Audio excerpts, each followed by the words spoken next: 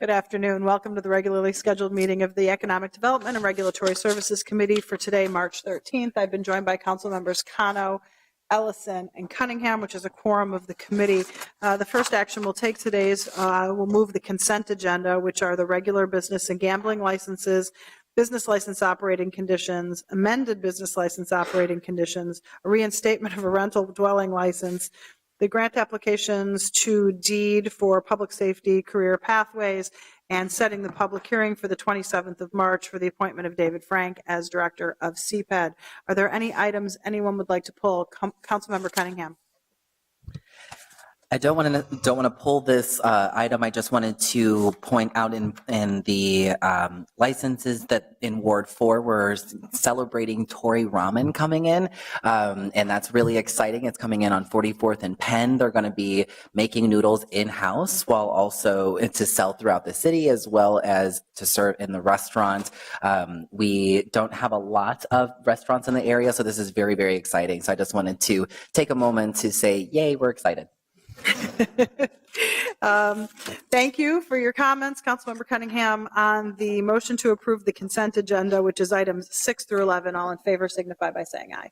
Aye. Any opposed? That item is approved. I will note that we're going to add an item number 14, which is ranking of census tracts for the Federal Opportunity Zone, which will be the last item on our agenda. We'll move then to our public hearing, starting with item number 1, which is a license for Fresh Time Liquor. Ms. Roberts, welcome. Thank you, Madam Chair. Yes, this public hearing is for a new off-sale liquor store. It is, the applicant is Lake Ventures LLC and the DBA is Fresh Time Liquor. It's located at 2630 30th Avenue Southeast. The business will be adjacent to the premises that is the Fresh Time Farmers Market, which is a full-service specialty retail focusing on fresh, healthy, organic, natural offerings, which is located at 2430th Avenue Southeast. It's located in a building that's 11 stories, and they occupy that first floor.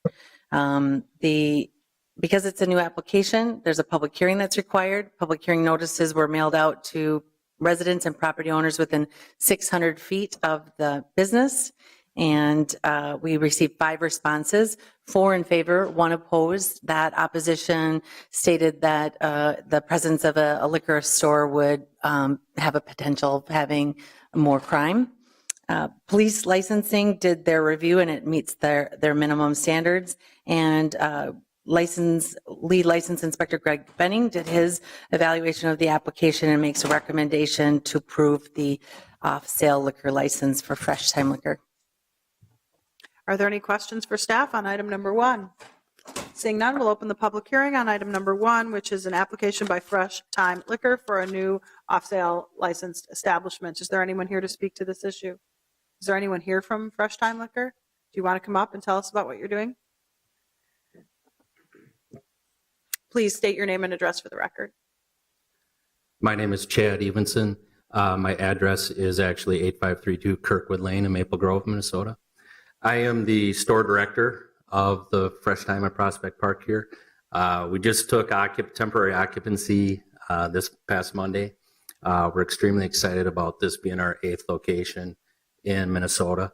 The neighborhood has been unbelievable.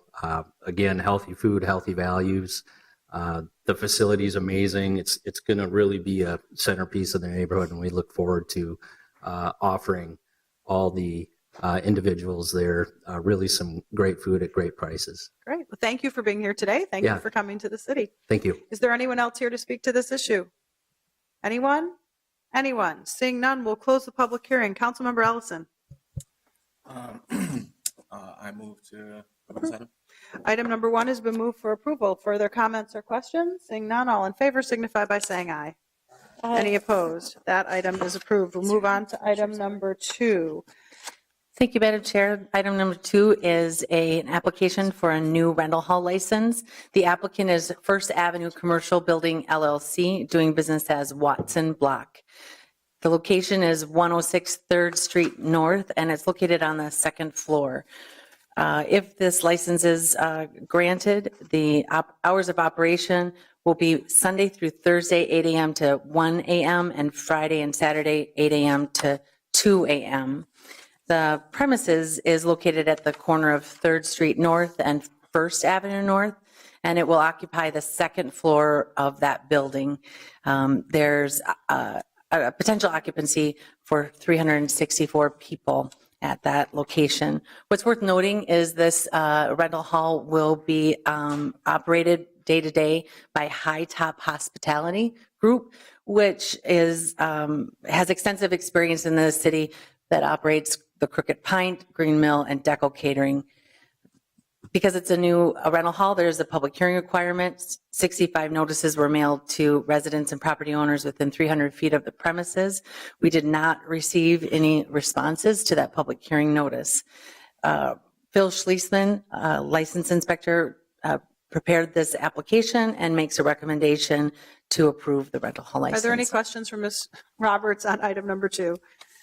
Seeing none, thank you for your report. We'll open up the public hearing on item number 2, which is a rental hall license at the Watson Block. Is there anyone here to speak to this issue? Anyone here from the establishment? Come on up, tell us about what you're going to do. And please state your name and address for the record. Hi, Nick Tomley, 256 North 1st Avenue, number 400, Minneapolis, Minnesota, 55401.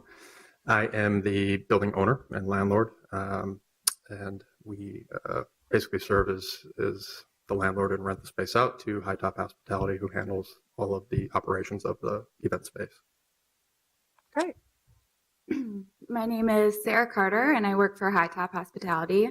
We'll be overseeing Green Mill Catering, Sterling Catering, and Deco Catering in the facility. Great. Thank you for being here today. Thank you. Is there anyone else here to speak to this issue? Anyone? Anyone? Seeing none, we'll close the public hearing. Councilmember Ellison. So moved. Item number 2 has been moved. Further comments or questions? All in favor signify by saying aye. Aye. Any opposed? That item is approved. We'll move on to item number 3. Ms. Roberts. Thank you, Madam Chair. This application is for an upgrade of entertainment from Class E to Class C1 and a permanent expansion of premises to allow for a sidewalk cafe.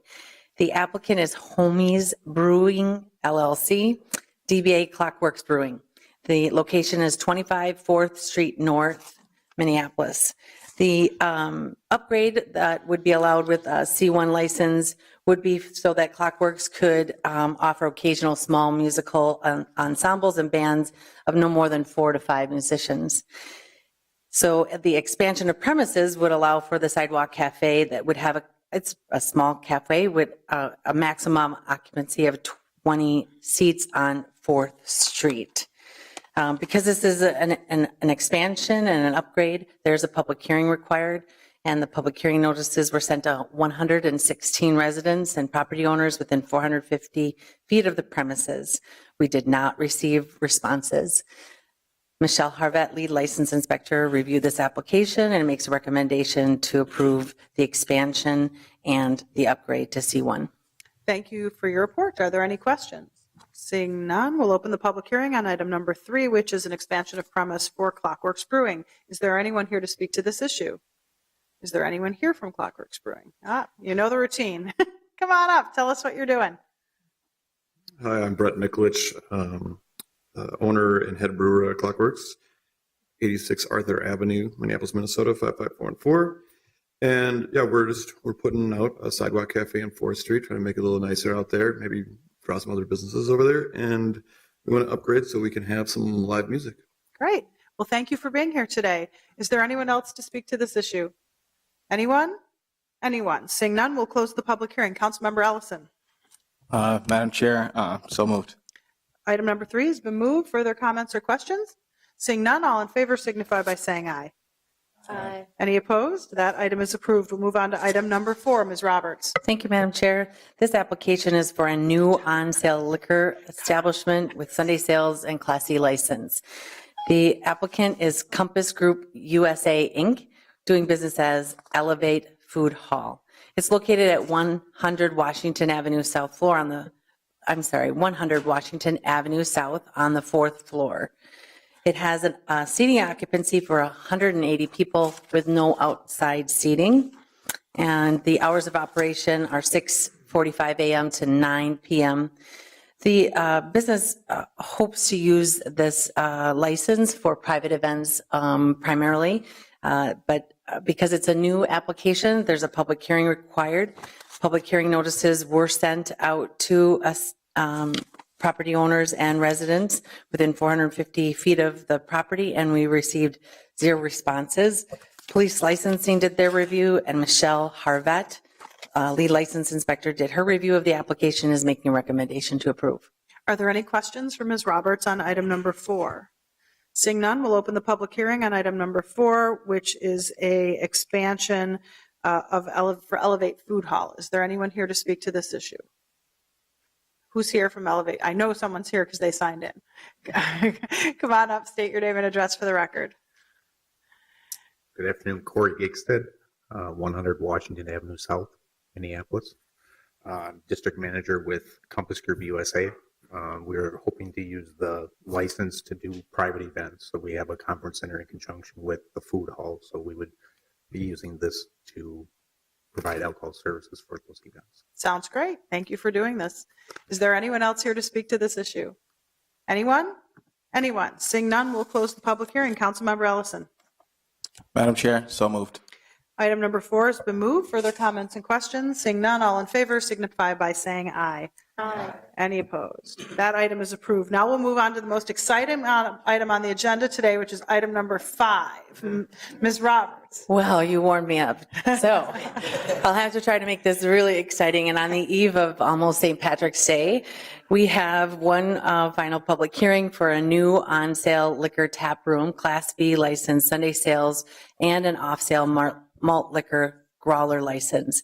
The applicant is Finnegan's Brew Company, LLC, doing business as Finnegan's House. The proposed licensed premises will have 378 indoor seating and 200-person occupancy on an outdoor private patio on private property. The hours of operation will be Sunday through Thursday, 12 p.m. to 10 p.m., and Friday and Saturday, 12 p.m. to 11 p.m.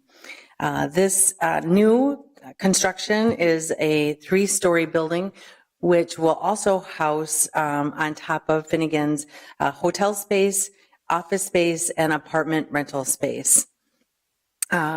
Something interesting about the operation is that through a partnership with Badger Hill Brewing LLC, Finnegan's Brew Company LLC will brew a portion of their beer at Badger Hill Brewing Company in Shakopee, and Badger Hill Brewing Company will brew a portion of Finnegan's beer at their place. State regulators have approved this partnership with the stipulation that only Finnegan's House beer can be sold through the taproom location at 815 Fifth Avenue South, as stated in these requirements, and the applicant intends to comply with those state regulations. Since this is a new tap house, there is a public hearing requirement, and those notices were mailed out to 256 residents and property owners within 450 feet of the premises. We received 1 response in favor. Police licensing did their review, and it meets minimum standards, and Sheila Larson, a license inspector, reviewed the application and is making a recommendation to approve the license. Are there any questions for Ms. Roberts on item number 5?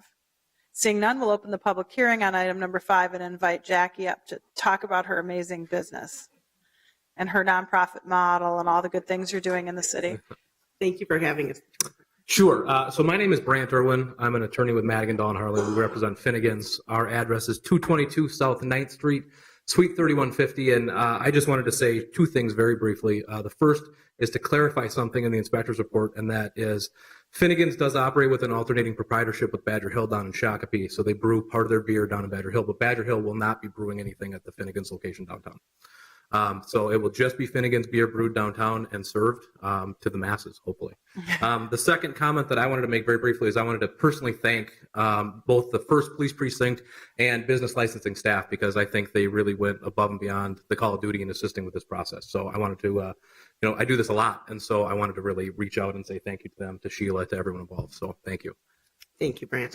Hello, I'm Jackie Berglund. I'm the founder of Finnegan's. Our new Finnegan's house is going to be located at 817 South 5th Avenue. It is on the Krause-Anderson development block, which we're very excited to be a part of. In the Finnegan's house, it's a little bit of a Willy Wonka factory in there. So we have a production brewery, a tap room, and event spaces in the building, and the top floor will be a social business incubator to help grow and launch social businesses. So we're excited to open this facility. We think we're going to add a great big fun factor in East Town. Thank you so much for everything you're doing in the city. Is there anyone here else to speak to this issue? Anyone? Anyone? Seeing none, we'll close the public hearing. Councilmember Ellison. Madam Chair, so moved. Item number 5 has been moved. Further comments or questions? Seeing none, all in favor signify by saying aye. Aye. Any opposed? That item is approved. Thank you for being here. We'll then move on to our discussion items, starting with item number 12. Ms. Stern, welcome.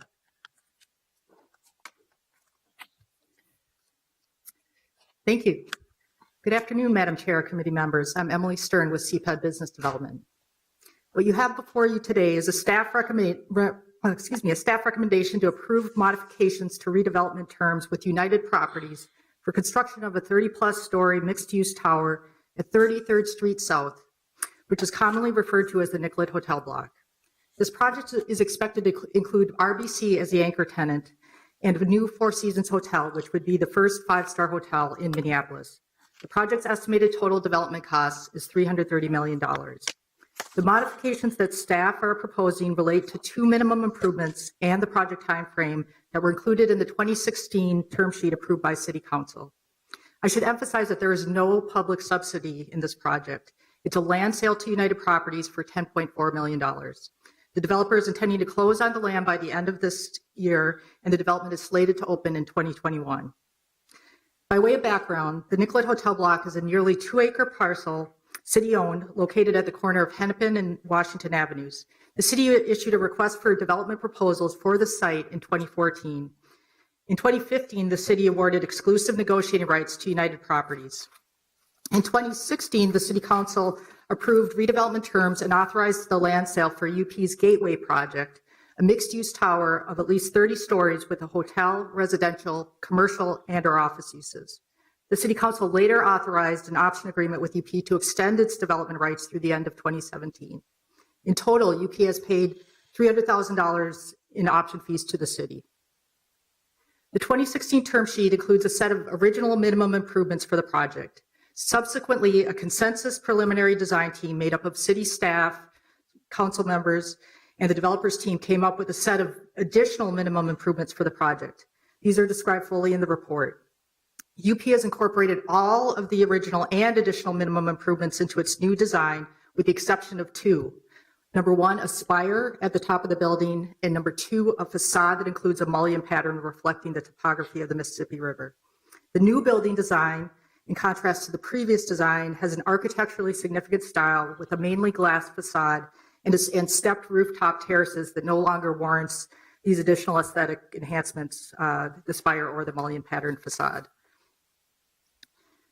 As I mentioned, the new building design includes a major office component, RBC, a hotel component, the Four Seasons, as well as residential condominiums and ground floor retail.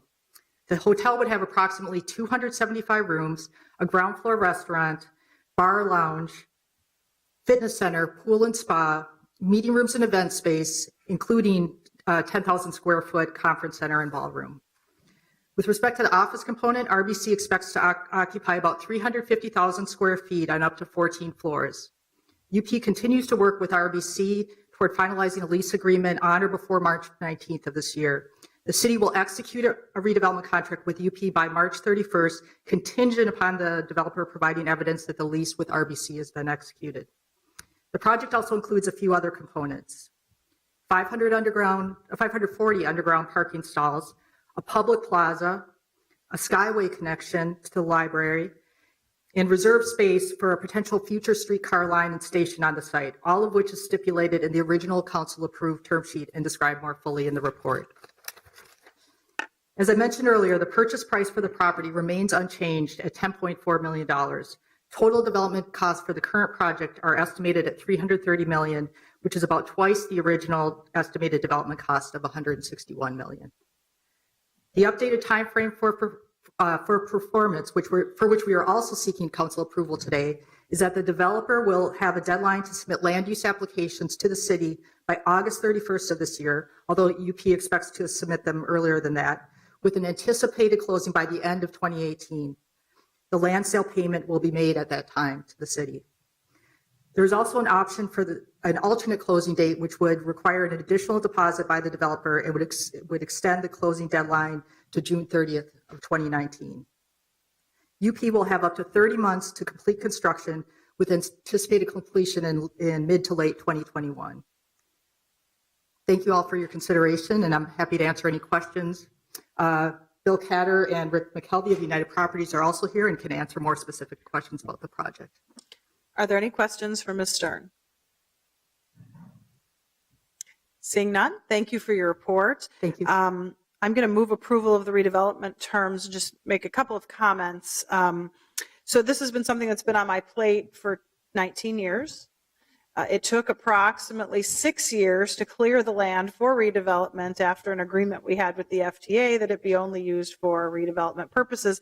And it was actually Congressman Sabo, which tells you how long ago it was, who had to work with us and didn't complete the work and passed it on to Congressman Ellison, who needed to help us clear the land so we could actually do a redevelopment agreement on the site, seeking the first redevelopment, I believe, Mr. Lutz, in 2011 or 12, where there were no bidders. And we sat on the land for 3 more years and then did another request for proposals in 2014, which has brought us to this point.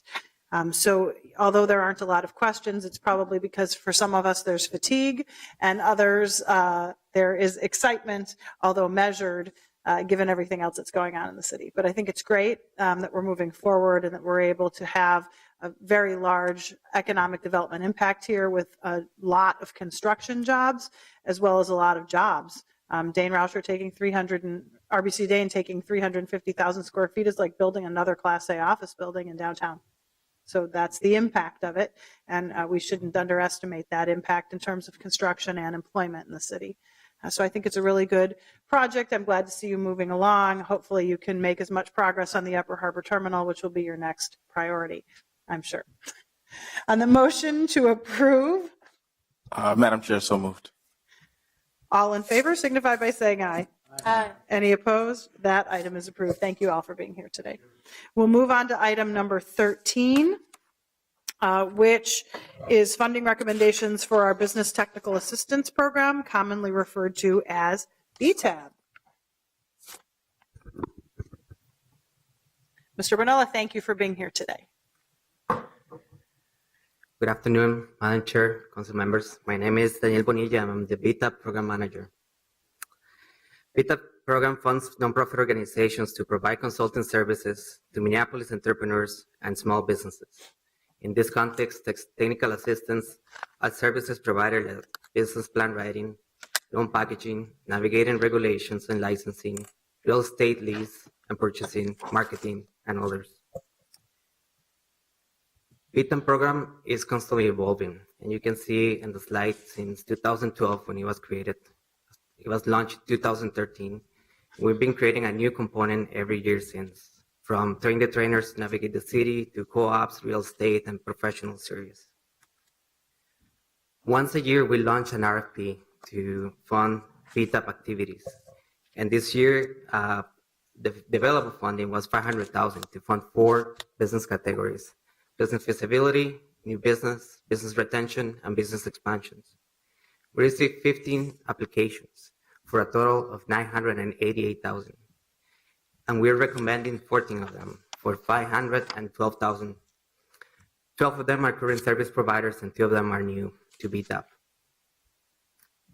We would like to request approval of those recommendations listed in the RCA to keep serving entrepreneurs, particularly those from disadvantaged backgrounds. As you can see, I'm showing the report from 2017. 87% of the businesses, the entrepreneurs served by BTAP are extremely low to low income, and 43% are female. Last year, we served 432 businesses. We also serve those that are very disenfranchised and those that are that don't have a lot of opportunities. As you can see in this slide, we serve 66% of businesses that are minority-owned businesses. In that slide, you can see the businesses served by ward since 2014. And I want to clarify that this is just for the core BTAP services. It's not including all the other specialized services.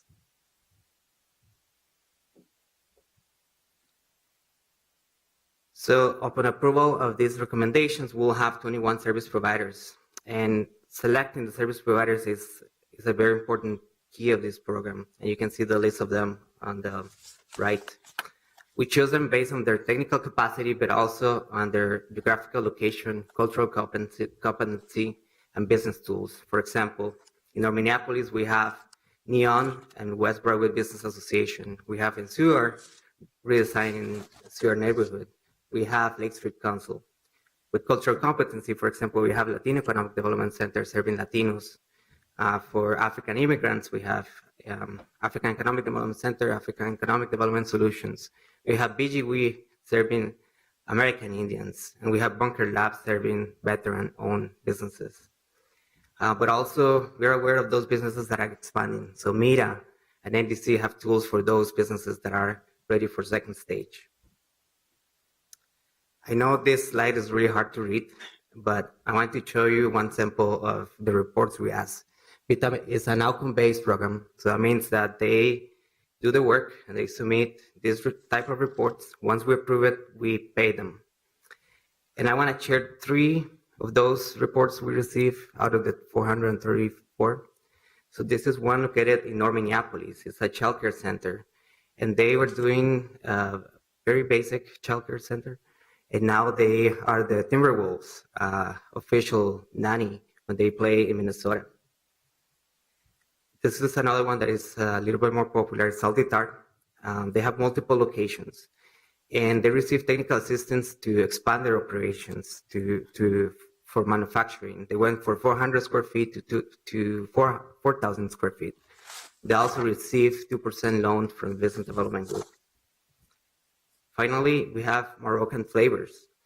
I chose this one because this shows the full spectrum of technical assistance that a business can receive. They start by going through the entrepreneurial class, which lasts 12 weeks, and then they wrote a business plan, did the financial projections, loan approval, to finally opening doors. I want to end my presentation with some exercise we did this year. We got together with businesses, city staff, and partners. We put together a strategic plan for 2018 to 2021, and it's meant to fulfill some gaps that we identified. And these are the 5 goals that we chose in this draft. And the first one is to keep continuing using BTAP as a tool for economic development to close equity gaps. Second, we want to increase the number of businesses that we're serving from 1% to 3%. There are 44,000 businesses in Minneapolis, and we want to increase that capacity. We also want to use the city's purchase power for economic development. So we want to link BTAP service businesses with our purchase power. We want to diversify BTAP core competencies. So we have a very strong BTAP core, and we want to keep creating specialized services. For example, we're brainstorming about creating an artist technical assistance group, also social enterprises, and also greening businesses as well. The final objective is to keep doing outreach efforts and to keep being aware of the impact of the program in the community and in the city so we can keep improving our services. I'm open for questions if you have them. Are there any questions for Mr. Bonilla on his report? Councilmember Cunningham. Thank you, Madam Chair. Thank you so much for this presentation, and also as a council member, thank you for such a thorough RCA. But I did have a few questions. Could you go back to the slide with the number of businesses served where the dots are? Mm-hmm. Awesome. I just wanted to be able to take a longer look at that. There are a couple of questions that I have more specifically. Why are there caps on the amount of money that folks are able to access? Mm-hmm. I think that question is very frequent. We have a lot of organizations that we want to develop, and we have limited funding. And I would like to give $100,000 to each of them. But we have to balance between those three variables that we have, the four variables that I mentioned, which is the technical skills, geographical location, and cultural competency, and the type of businesses. So that's a way for us to balance. Also, there's some science behind of how many hours each business it takes to launch a business. So that's the other variable that is in play. Great, thank you. And I also wanted to ask, will this formula change? Because I looked at the RFP and saw the different things. Will that change at all based on the disparity study that was recently done that really showed that there were some pretty significant gaps, particularly with Black business owners? And so I just wanted to know if that was going to influence at all the resources moving forward. Mm-hmm. Yes, there are also many variables in play. One of them is the entry and exit rate. So right now we have a deficit in Minnesota. So that means that the 2.5% of businesses are leaving and 1.8 are entering. So we have to invest in small businesses, new businesses, just in general.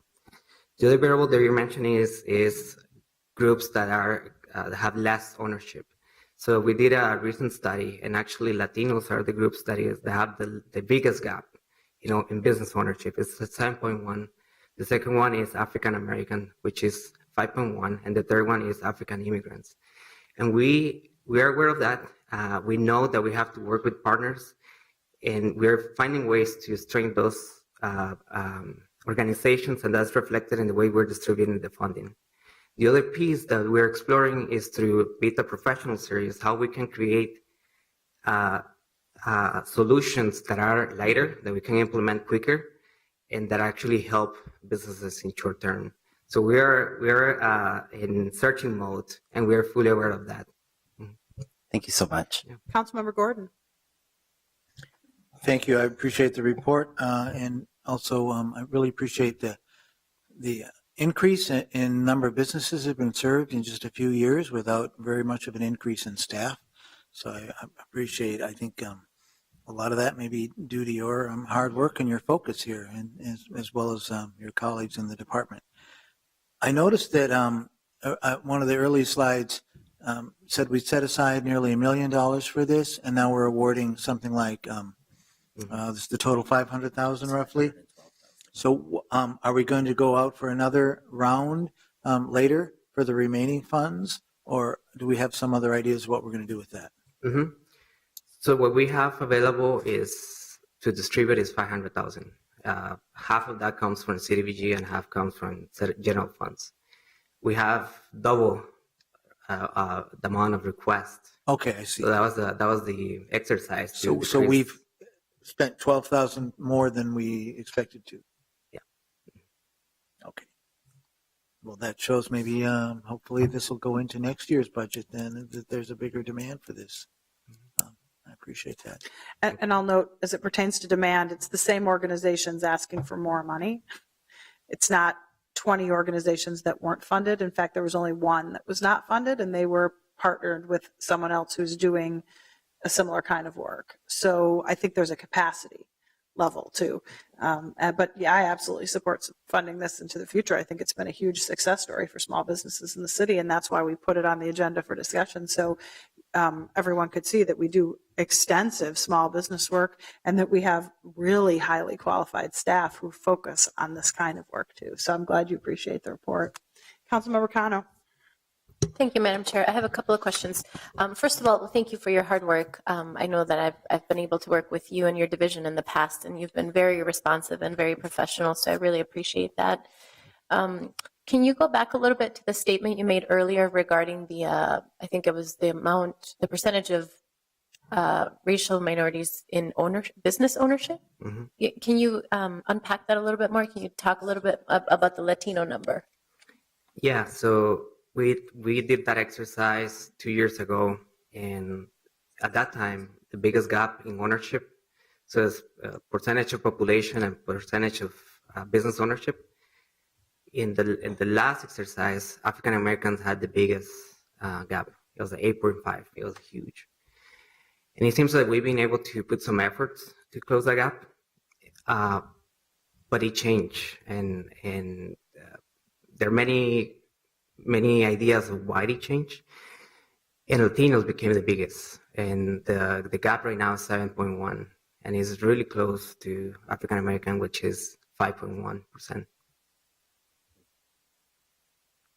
And you can find that in the strategic plan. I think it's page 5 or.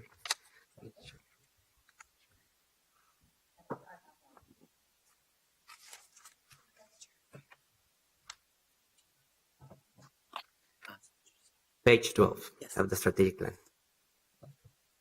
So do you know if we have plans to kind of replicate some of the strategies that were able to help the African American community to get the Latino number to come down a little bit? Mm-hmm. So first of all, that's new information, and that we receive. And now that we are aware, that's going to be one of their priorities, and that's part of what is listed in the goals, the program goals. And that's what I mean by closing equity gaps. And the reason we're not saying this specific ethnic group is because that changes. So wherever is the biggest need, that's where we want to focus the effort. Mm-hmm. And some of the short-term solutions that we're putting is to build capacity in the service providers that are working with Latinos. So we are launching the Vita Plus training. We're doing one that is for optimizing food businesses, and we're doing the orientation as well. So that's part of it, and we're also looking for other options. We're very open to address that gap.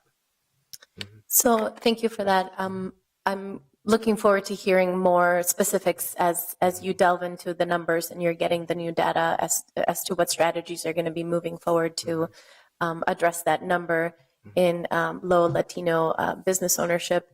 My second question was around, there's a list of organizations that we fund through this program to help different communities open a business, expand a business, strengthen their business. What is your recommendation to me as I hear from business owners who are seeking support from those organizations, who are expressing concerns that those organizations are not serving them, that they're not actually helping them that much, that they need to come to me actually to get their issue resolved because whatever issues happening on the ground is not being resolved. I mean, is there what can we do about that? Mm-hmm. When that kind of question comes up? Yeah, so we hear that from time to time, and we talk with the entrepreneur and we talk with the organization as well to see what's going on.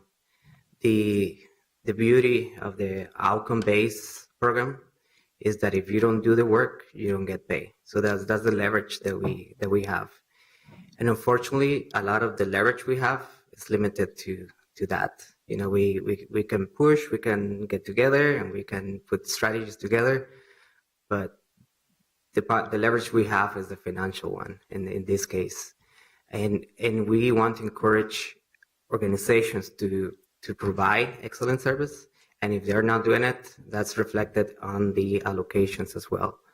It's not part of the presentation, but we have a board scorecard that shows the performance per organization, and those that are lacking or those that in question, we met with them, and we also take that into consideration for the next funding round. Okay, thank you.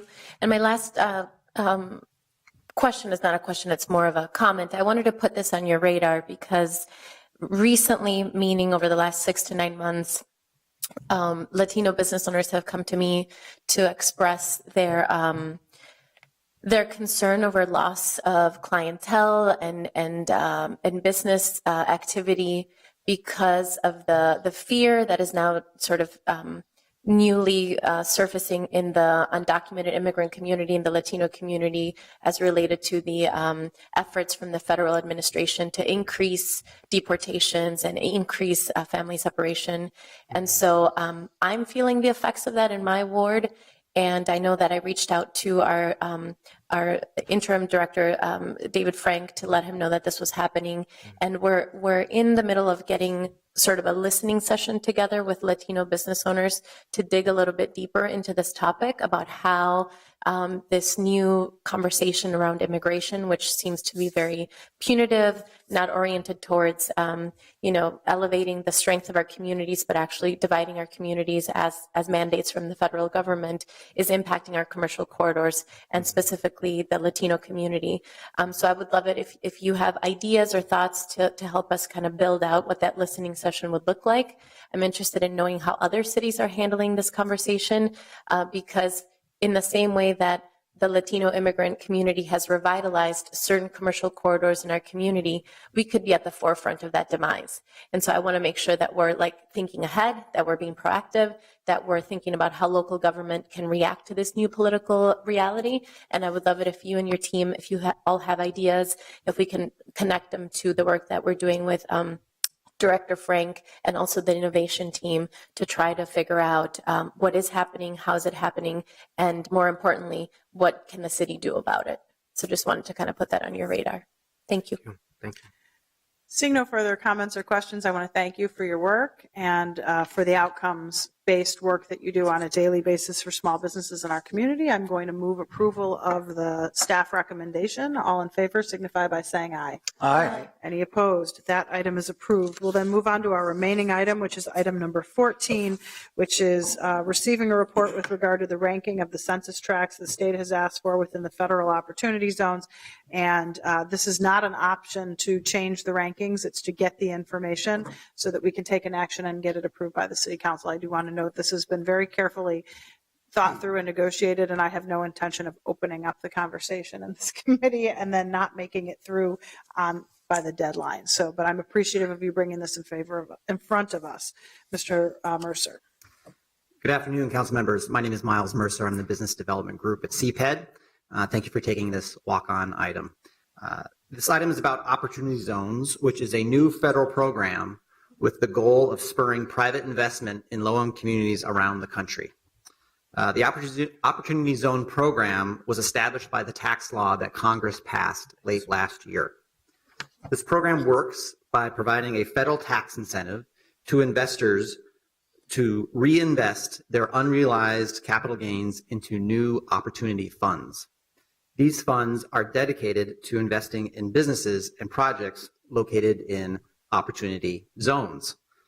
The zones are census tracts, and it's up to states to designate which census tracts qualify. The state of Minnesota has established a process to receive input from local communities on which census tracts should be included in the program. The state's initial deadline for this input was last Thursday. However, yesterday morning, the state received an extension from the U.S. Federal Treasury Department, and so now local communities have a little bit more time to submit their recommendations to the state, and thus we have a little more time for City Council review of those recommendations, and so that's why we're here before you today. The state has asked local communities to rank their lowest income census tracts into 3 equal tiers: first, second, and third. Note that the city has 60 of these lowest income census tracts that meet this definition. Further note that the state of Minnesota in total can designate 128 census tracts out of 509 eligible census tracts statewide. And that includes 7 tracts that can be contiguous to those low-income census tracts.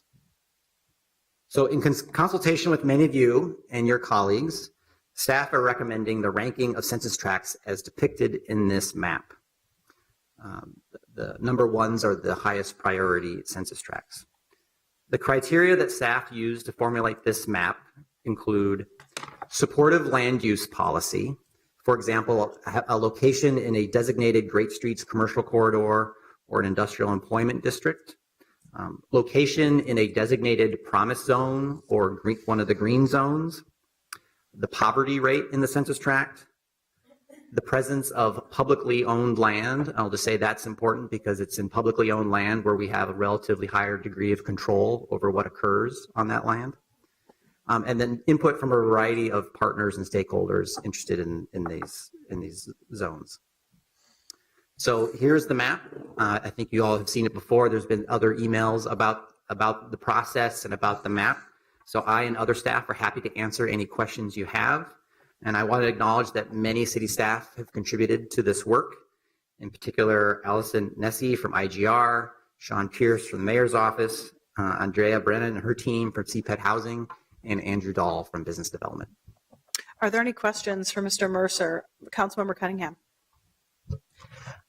Thank you so much, Mr. Mercer, for this. I just wanted to follow up because I had talked to Allison about so are we going to be able to include the additional track as number 1?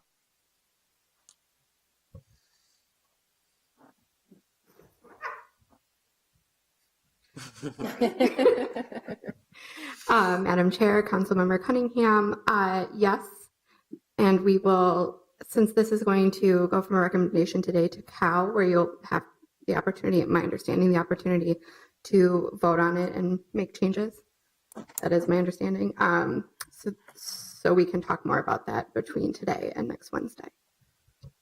All right, so Wednesday would be then the most appropriate time. Okay, got it. Great, thank you so much. Further comments or questions? Seeing none, Councilmember Ellison. Madam Chair, we are authorizing the submission of the city's preferred ranking of census tracts to the state of Minnesota for the Federal Opportunity Zone program. That is Councilmember Ellison's motion. Further comments or questions on that motion? Seeing none, all in favor signify by saying aye. Aye. Any opposed? That motion is approved. Thank you for being here today. Seeing no further business, we are adjourned. Thank you.